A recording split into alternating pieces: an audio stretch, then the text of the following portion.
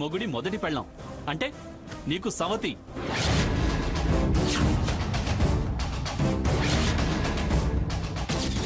ఆ విషయం మర్చిపోయావా?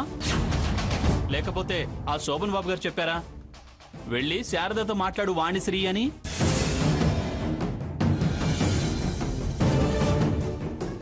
లేకపోతే బెదిరించాడా?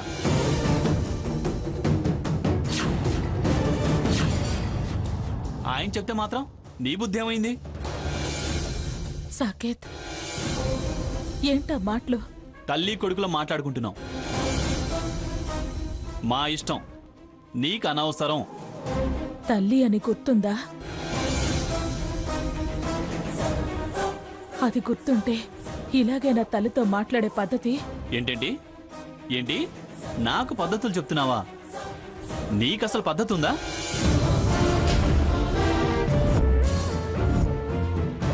మొగుడొద్దు అత్తొద్దు అని ఎప్పుడో వెళ్ళిపోయిందానివి. మళ్ళీ ఏ మొహం పెట్టుకుని వచ్చావు?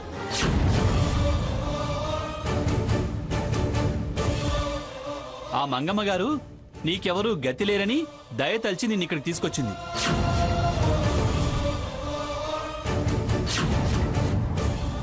ఇదిగో ఇంత ముద్ద తిని కామ్గా పోయేదాకా సైలెంట్గా ఉండు.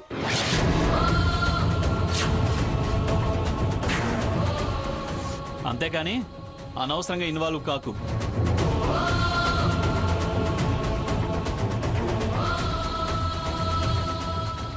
సాకేత్, ఏంట్రా మాటలు? మూర్ఖులు అలాగే మాట్లాడతారు అత్తయ్య గారు. నేను మూర్ఖుణ్ణి, మీ ఆయన ఉత్తముడు పురుషోత్తముడు. అందుకే తల్లిని గాలికి వదిలేశాడు. పెళ్ళాం ఏ విషయమూ చెప్పకుండా గొప్పదనం చాటుకోవటం కోసం చాటుగా వైద్యం చేయిస్తే మౌనంగా ఉన్నాడు. పెళ్ళాం చెప్పే ప్రతి కథని నమ్మే గొప్ప మేధావమ్మా నీ కొడుకు. అవును, వాడు ఖచ్చితంగా మేధావే. నువ్వన్నట్టు పురుషోత్తముడే. నా కొడుకుని కోడల్ని అనే అర్హత, అధికారం నీకు లేదు. ఏదైనా, ఎందులో అయినా, ఇంట్లో అయినా బయటైనా వాడి తర్వాతే నువ్వు. ఎవ్వరికీ గౌరవం ఇవ్వని నువ్వు ఏం మనిషివయ్యా?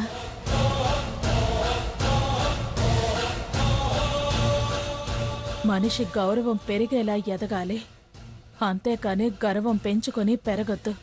చాలే ఆపమ్మా నీ నీతి సూత్రాలు, సుభాషితాలు. నన్ననే అర్హత నీకెక్కడిది? వింటున్నావా? త్యాగం చేసి మంచిని కూడగట్టుకుందాం అనుకున్నావు, కరిగి కొంపలకు తెచ్చిపెట్టుకున్నావు. ఇలా నన్ను మాటలు అనిపించడానికేనా? అనామకులు నన్ను అంటుంటే నీకు సంతోషంగా ఉందా? లిమిట్స్ దాటి మాట్లాడకు సాకేత్. ఎవరు అనామకులు? అందరికన్నా ముందు ఇంట్లో హక్కు పొందిన మనిషి ఆవిడ. మాజీలకి హక్కులు రద్దవుతాయి. సాకేత్, నువ్వు వాళ్ళని మళ్ళీ అనిపించుకుంటున్నావురా? ఆవిడ పరిస్థితి తెలుసు కూడా నువ్వు ఇలా మాట్లాడడం న్యాయం కాదు. ఏంటి న్యాయం కాదు? ఏంటి న్యాయం కాదు? అప్పుడేమో నా కొడుకో గుర్తింపు కావాలి, రిసెప్షన్ పెట్టండి అంది. ఆ తర్వాత వరుసలు కావాలి, పిలుపులు కావాలి, ప్రేమలు కావాలి, ఆపేక్షలు కావాలి అంది. అన్నీ మెల్లిమెల్లిగా ఇన్స్టాల్మెంట్లో సంపాదించుకొని ఇప్పుడేమో నాకు మొగుడు కావాలి అంటూ రోగం వంక పెట్టుకుని తను దూరింది. అసలు ఆ జబ్బు నిజమో అబద్ధమో ఎవడికి తెలుసు? కావాలని ఎవరు లేని జబ్బు ఉందని చెప్పుకోరు. మనం చెప్పినా డాక్టర్లు వ్యాధి లేదే వైద్యం చేయరు కదా. వాడో వైద్యుడు, వాడిదో వైద్యం. సంబంధాలు స్ట్రాంగ్ కావాలని రాకపోకలకు వైద్యం వంక. సాకేత్, పిచ్చి పిచ్చిగా వాగకు. ఇంత జరిగా కూడా ఎందుకు ఇంకా అలా వంకర కూతలు కూస్తున్నావు? వారు చక్కని మాటలు ఎప్పుడు మాట్లాడారక్క? ఇప్పుడు మాట్లాడడానికి తమరి బాధ, ఉక్రోషం, అసహనం, చిరాకు వెనుకున్న అసలు కారణం చెప్తున్నా. అసలు లేదు కొసలు లేదు. నాకు మా అమ్మ చేసిన పని నచ్చక మాట్లాడుతున్నా. అయినా జన్మంతా అబద్ధాలేనా? ఎంతకాలం నిన్ను నువ్వు మోసం చేసుకుంటూ ఇలా నాటకాలు ఆడతావు? ఏంటి స్వర్ణ, వీడి చిరాక్కి కారణం ఏంటి? చెప్పాను కదా అత్తయ్య గారు, వీరు ప్రణయ దేవత అనుకొని ఎవరి పిచ్చిలో పడి ప్రపంచాన్ని మర్చిపోయి మంచి చెడు వదిలేసి వాళ్ళింటి చుట్టూ ప్రదక్షిణాలు చేస్తున్నాడు.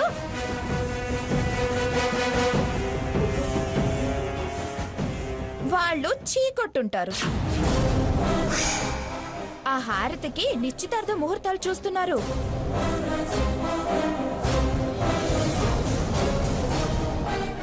అది భరించలేకే ఇక్కడికొచ్చి మన మీద చిందులేస్తున్నాడు. అబద్ధం. నేను చెప్పేది అబద్ధం కాదు, నువ్వు అబద్ధంలో బతుకుతున్నావు.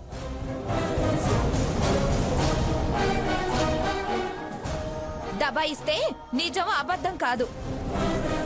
వేసిన చిందులు చాలు, వెళ్ళి తలార చన్నీళ్లు స్నానం చెయ్యి. వెళ్తావా అమ్మమ్మని పిలవనా? అందరూ కలిసి నన్ను చెడ్డోని చేస్తున్నారు.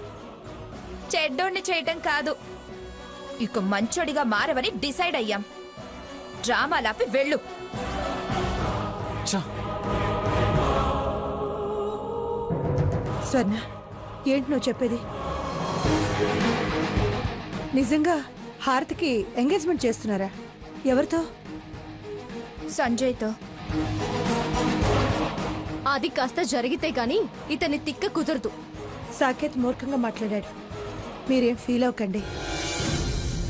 మూర్ఖుడని మీరే అంటున్నారు. ఎందుకు ఫీల్ అవటం? అతని ప్రవర్తన నాకేం తెలియంది కాదుగా. అత్తయ్య గారు కూర్చోండి. స్వర్ణ, టాబ్లెట్స్ టానిక్ తీసుకురా. సరే. సీత, నేను వెళ్ళి వంట పని పూర్తి చేస్తాను. అలాగే అత్తయ్య గారిని జాగ్రత్తగా చూసుకో. అత్తయ్య.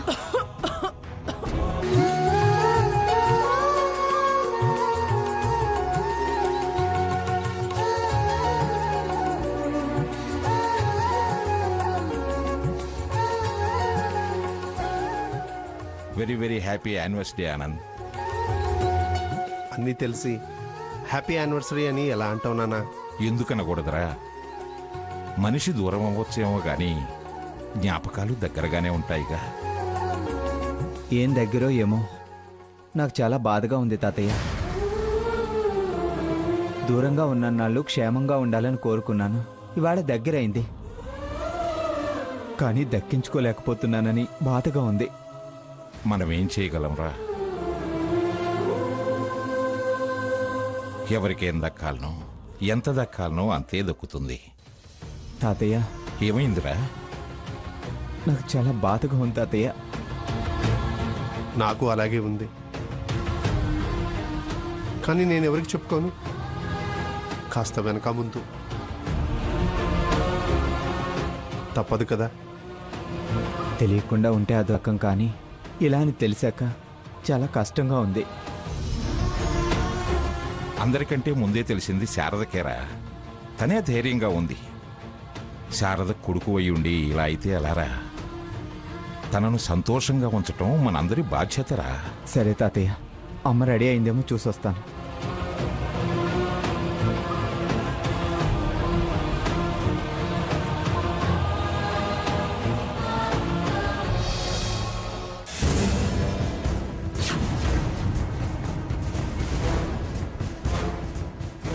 సార్ వారు మ్యారేజ్ డేని మ్యారేజ్ అంతా ఫీల్ అవుతున్నట్టున్నారు. పెళ్లి కొడుకులా ఎలా ముస్తాబవుతున్నారు? అయితే తప్పేంట్రా? సిగ్గు లేని వాళ్ళకి ఏ తప్పు లేదు, ఏది తప్పు అనిపించదు. సాకేత్, ఎందుకు అలా అరుస్తావు? యువతలో ఒక పెళ్ళాన్ని పెట్టుకొని వదిలేసిన పెళ్ళాంతో పెళ్లి రోజు వేడుకలు చేసుకోవడానికి కాస్త నా సిగ్గు అనిపించడం లేదా? రేయ్, ఎందుకురా అలా మాట్లాడుతున్నావు? శారద ఏ పరిస్థితుల్లో ఉందో తెలిసి ఎలా మాట్లాడగలుగుతున్నావురా? ఆవిడ పరిస్థితిలో నిజమెంతో అబద్ధమెంతో ఎవడికి తెలుసు? నీ పెద్ద కొడుకు కోడలు నీ చెవిలో పూలు పెడుతున్నారేమో అనిపిస్తోంది. నువ్వు ఏది తిన్నగా ఆలోచించావు, సక్రమంగా చూసావు గనక. నీకు నాటకాలట్టం అలవాటే కదా, అందుకే అందరివి నాటకాలే అనుకుంటావు. ప్రేమ ఆప్యాయతలు నీకేం తెలుసురా? విసురుకోవటం, కసురుకోవటం, విజ్ఞత లేకుండా ప్రవర్తించటం. ఎవరికి విజ్ఞత ఉందో ఎవరికి విజ్ఞత లేదో మీరిప్పుడు చేసే పెళ్లి రోజు పెళ్లి వేడుకలే చెప్తున్నాయి. ఆల్రెడీ పెళ్ళైన వాళ్ళకి మళ్ళీ తాళి తలంబ్రాలు. ఇదేం విజ్ఞత? ఇదేనా విజ్ఞత?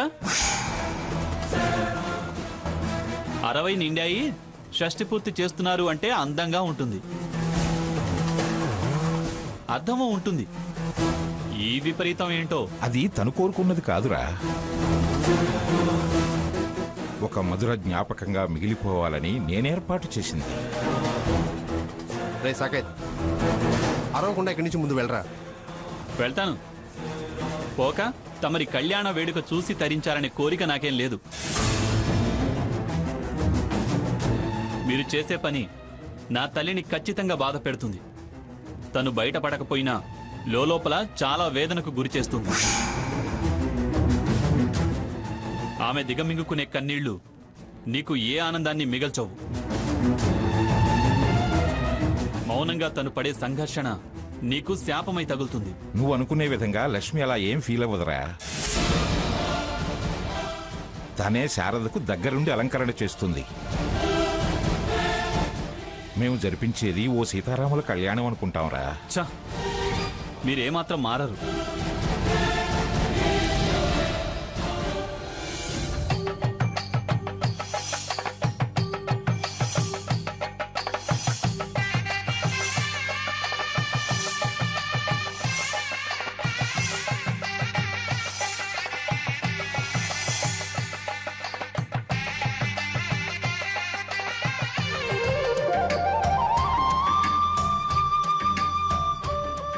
నాన్న, టైం అవుతుంది, రండి. అమ్మా, అందరూ రెడీ అయ్యారా? అందరూ రెడీగానే ఉన్నారు. లక్ష్మి, సీత, లక్ష్మి, శారదను తీసుకురండి. ఏమండి, ఆ, త్వరగా వచ్చేయండి. వస్తున్నాం వస్తున్నాం. పదరా, టైం అవుతుంది.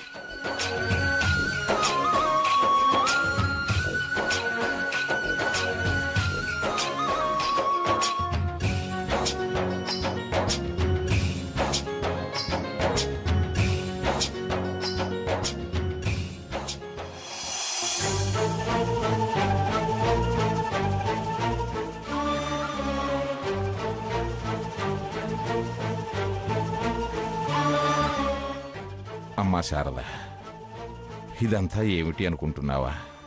వీడు నీ కోసం తెచ్చిన చీర చూస్తూ అమ్మ పెళ్లి రోజు కోసం తెచ్చాను తాతయ్య అన్నాడు. ఫంక్షన్ గ్రాండ్గా చేయాలి అంటే ఫంక్షన్ ఏమిట్రా, పెళ్లిలాగానే చేద్దాము అని ఇదంతా ఏర్పాటు చేశాను.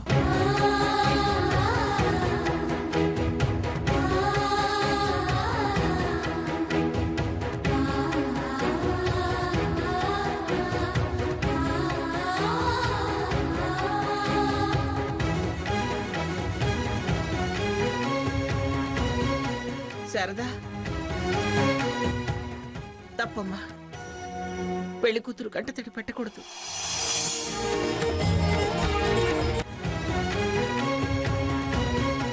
శారదా, తప్పమ్మా. పెళ్లి కూతురు కంటతడి పెట్టకూడదు.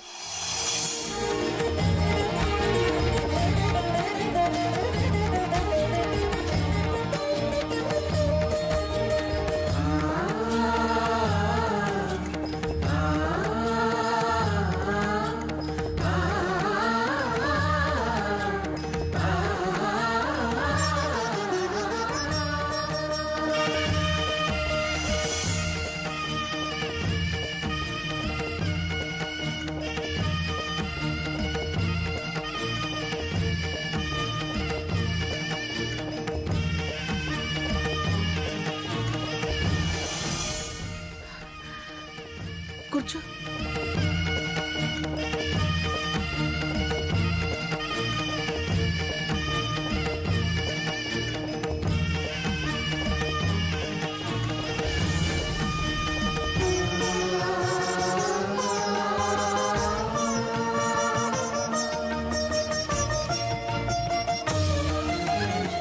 పంతులు గారు మీరు కానివ్వండి.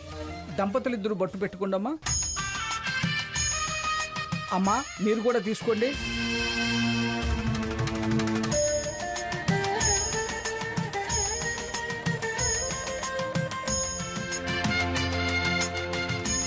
ఓం శుక్లాంబరధరం విష్ణు శశివర్ణం చతుర్భుజం ప్రసన్నవదన ధ్యాయే సర్వవిఘ్నోపశాంతయే అగజానన పద్మార్కం గజానన మహర్నిశం అనేకదంతం భక్తానాం ఏకదంతం ఉపాస్మహే. ఓం గణానాం త్వా గణపతిగుం హవామహే కవిం కవీనా ముఖ్మశ్రవస్తవం జ్యేష్ఠరాజం బ్రాహ్మణస్పదః ఆనస్వన్నోతిభిः సేదసాదనం. ఓం మహాగణాధిపతయే నమః. ఆగమార్థాంతు దేవానాం గమనార్థంతు రక్షసాం గురుకంఠారవం తత్ర దేవతాహ్వాన లాంఛనం.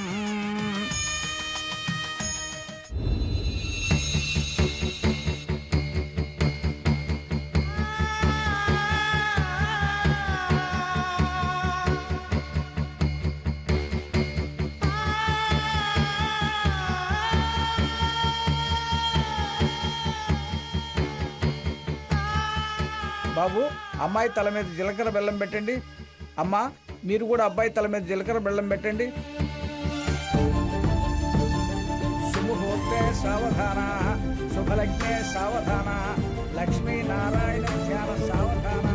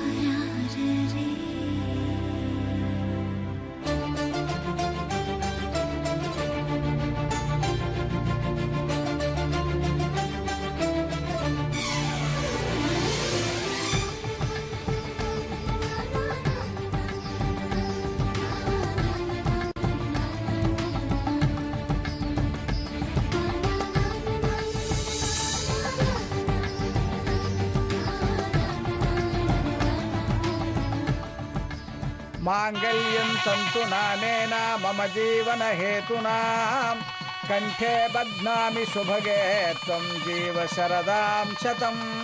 మాంగళ్యధారణ ముహూర్త సుముహూర్తోస్తు శతమానం భవతి శతాయు పురుష శతేంద్రియ ఆయుష్యేంద్రియే ప్రతిష్టతి.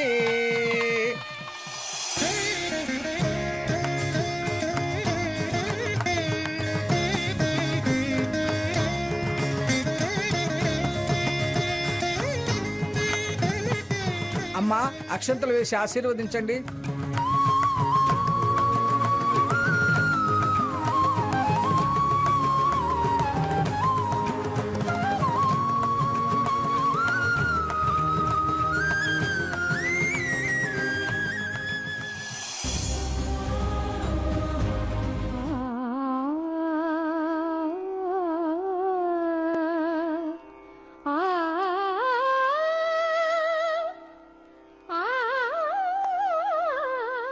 జన్మ జన్మలకు మిగిలే అనుభూతి నాకు దక్కేలా చేసావు లక్ష్మి.